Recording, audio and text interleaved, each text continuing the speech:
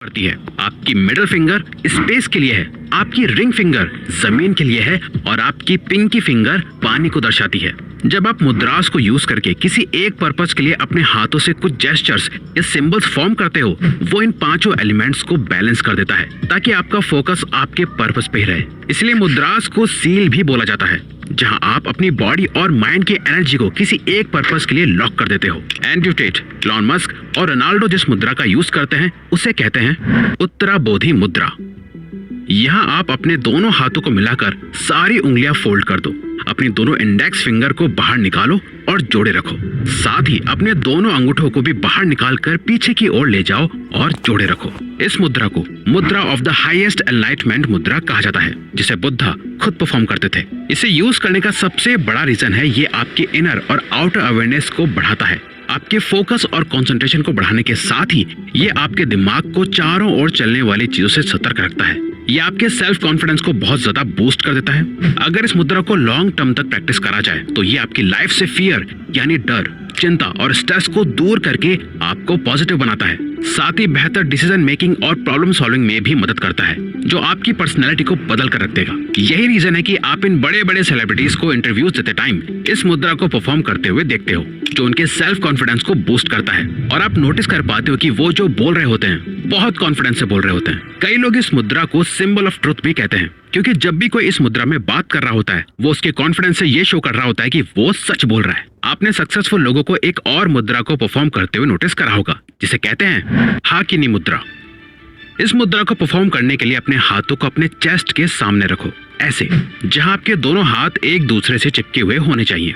जैसे नमस्ते करते हुए करते हैं ना, वैसे ही। उसके बाद 3 लॉन्ग डीप ब्रेथ्स लो और अपने हाथों को एक दूसरे से दूर कर दो, जहां आपकी सिर्फ फिंगर टिप्स ही एक दूसरे से टच होनी चाहिए और सिर्फ अपने फिंगर टिप्स पे प्रेशर को फील करो। इस मुद्रा का नाम हिंदू गॉडेस हाकिनी के नाम से लिया गया है। संस्कृत में हाकिनी का मतलब होता है पावर या रूल। आयुर्वेद के अकॉर्डिंग इस मुद्रा को परफॉर्म करने से इंसान को अपने ही माइंड को कंट्रोल करने की पावर मिलती है। साइंटिफिकली भी देखा जाए तो हमारी अंगुलियों में 3000 से भी ज्यादा मैग्नो रिसेप्टर्स होते हैं, जो आपके ब्रेन के लिए एक तरह से हाईवे का काम करते हैं, जो न्यूरॉन्स के जरिए आपके ब्रेन में अलग अलग सिग्नल्स पहुंचाते हैं। आपकी उंगलियों के इन्हीं मैग्नो रिसेप्टर्स और ब्रेन के न्यूरॉन कनेक्शंस का यूज करके जब आप इस मुद्रा को परफॉर्म करते हो तो आपके ब्रेन की पावर बढ़ने लगती है, जिससे आपको कई फायदे होते हैं। ये आपकी मेमोरी को बूस्ट करता है, आपका ब्रेन ज्यादा एनर्जाइज फील करता है, क्लैरिटी को बढ़ाता है और क्रिएटिविटी को भी डेवलप करता है। लेकिन अगर आपको फोकस और कंसंट्रेशन करने में दिक्कत होती है तो ये नेक्स्ट मुद्रा जरूर शुरू कर दो, ध्यान मुद्रा।